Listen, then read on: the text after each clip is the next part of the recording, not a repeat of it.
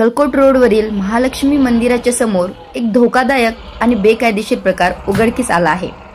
इथे मोठ्या प्रमाणात घरगुती गॅसच्या टाक्यांचा वापर अवैध मार्गाने रिक्षामध्ये इंधन म्हणून केला जात आहे।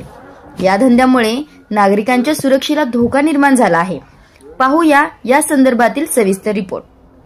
महालक्ष्मी मंदिरासमोरच्या गजबजलेल्या परिसरात घरगुती गॅसच्या टाक्यांचा सर्रास वापर होताना दिसत आहे। याचा उपयोग रिक्षामध्ये गॅस भरण्यासाठी केला जातो, तो पूर्णतः बेकायदेशीर आहे। गॅस सिलेंडरमुळे या ठिकाणी आग लागण्याचा किंवा मोठा अपघात घडण्याचा धोका आहे। या गंभीर विषयाकडे प्रशासनाचा थोडाही लक्ष नसल्याने सामान्य नागरिकांमध्ये नाराजी पसरली आहे।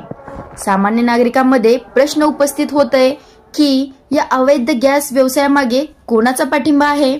एवढ्या मोठ्या प्रमाणात चालणाऱ्या धंद्याकडे पोलीस प्रशासन डोळझाक का करतंय?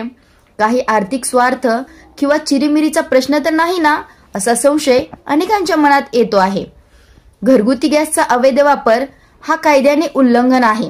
यामुळे देशाच्या अर्थव्यवस्थेलाही फटका बसतो। मात्र सध्या पोलीस प्रशासनाच्या निष्क्रियतेमुळे या प्रकाराला आळा घालण्यासाठी कोण पाऊल उचलणार, हा मोठा प्रश्न आहे। अवैध गॅस व्यवसाय हा केवळ बेकायदेशीर नाही, तर तो नागरिकांच्या जीवनाशी खेळण्यासारखा आहे। प्रशासनाने तातडीने लक्ष देऊन कारवाई करावी, अशी सामान्यांची मागणी आहे। आता पाहावे लागेल पोलीस प्रशासन आणि संबंधित विभाग याकडे कधी लक्ष देतात। धन्यवाद।